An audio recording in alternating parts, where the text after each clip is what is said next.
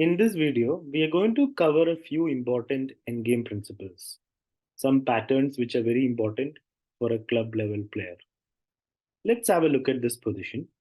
It is black to play and win. White's about to promote. We have an extra bishop which is taking care of this pawn. What's our first move? You can pause and decide. Treat this as if you're playing an actual game and what you would do. Only then you will get better in a faster way. Black to play. What do you do? Again, you can pause. For those who already paused and those who don't want to pause, the answer basically is revolving around the A pawn. So even if you are up a piece, up a bishop, basically, if your pawn is a flank pawn, A pawn or H pawn, you are not always winning. For example, here if you play king takes pawn, then we're not winning. Why? Because white will promote, we'll take it. Great, we are up a piece, we're up a bishop, but our pawn is an A pawn and it's promoting on a dark square, which means our bishop is light square and cannot help in the promotion. If white comes here, that's it. We can't win. So this would be a draw, which is why we have to play king a2, not allowing the white king to get in to any of these squares. Now we can take. King goes back, we go back to a2. Now when the king moves, we start pushing. If white promotes, we'll take it anytime. The king cannot come to c2 because of the bishop, right? So king goes here, we play king b1 and then we just promote. If promotes, we take and then king c2, we give a check. We'll have to move the king and then we start promoting. So if it's a flank pawn, you need to have the right bishop to promote. If bishop is on the same color, you're winning no matter what. If bishop is of the wrong color, you can't let the other king come closer. Just remember that. Let's go forward. We have a pawn endgame. It's a pretty straightforward one, right? It looks completely equal, but you have the better king. You force the black king to passivity. Now we need a good technique to win this. What do? We just push the pawn forward because after take stinks, our king is going to be more active and we're going to pick up the pawns. Actually, all three pawns, and we're going to win. Okay, this is a very tough and also very nice puzzle. White to play and win. First, we have to decide, do we promote? Of course, no, because rook f3 and we are not winning, it's only a draw. We'll have to play queen takes and draw. Extra piece doesn't win, just a knight. So where is the move that wins? How can we make sure rook f3 doesn't happen with the check? Of course, if you move the king, also rook f3 will come, right? And you can't win that. So now is the chance to stop rook f3 somehow. How do we do it? With knight to d4 and not knight e5 because then the rook goes back and we still can't promote. It will only be a draw. Knight d4 is like an interference. We're interfering with rook's line towards the d8 square and also covering f3 square. If king takes, it's blocking the rook, so we just promote.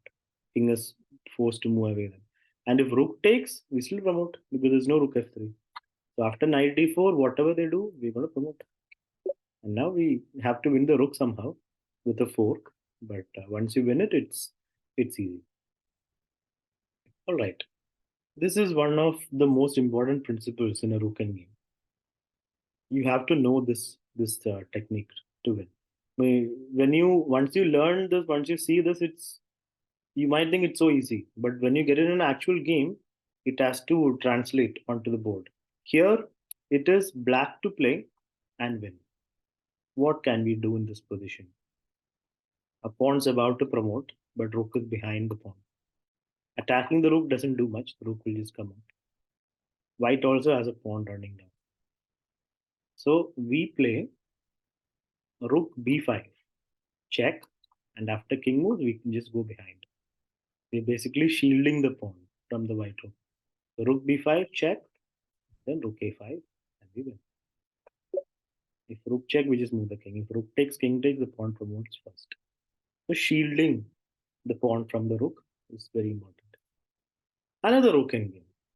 This is what we call the Vancouver position. Another very important position to learn. Our rook is not exactly in the best possible place because it's in front of the pawn. We want the rook to be behind the pawn, whether you're attacking or defending, whether you're winning or losing. So here, black rook is behind the pawn. But black is not able to make a draw if white plays properly. Of course, we push the pawn forward. Now, how are we going to win? You move the rook takes the pawn. Right? But then we have a very nice move. We just play rook h8. If the king was on g7, this wouldn't work, right? But king is almost there, but not quite there. Rook h8, if rook takes, we play rook h7, the skewer. That is why we're winning. A rook versus pawn situation. Black pawn is coming down the board. We have an extra rook. Our king is not really in the game. So is it winning? Or can black just make a draw? Because the king is too far away. It is winning. But there's only one move that wins. And surprisingly, a lot of players don't know this idea to win. Because if you just activate your king, it's just a draw. Too late.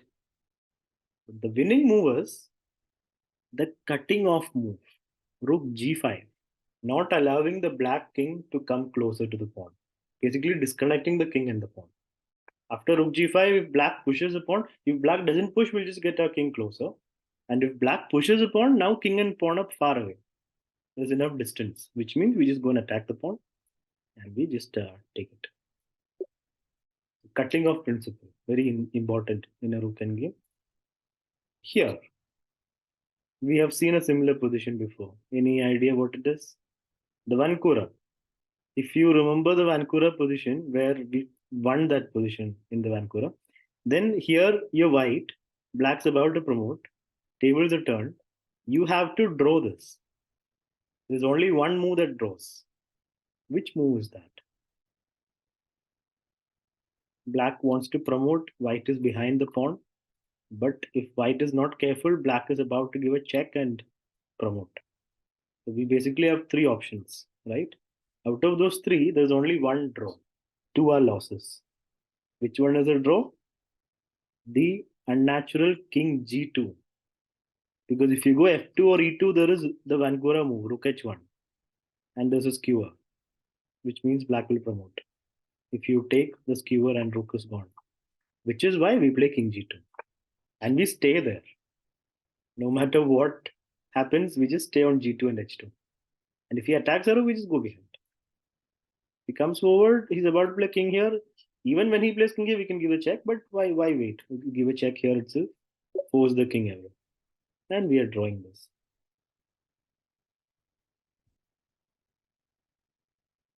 Having looked at a few rook and games so far, you would know what to do next, right? What shall we do? We go behind the pawn.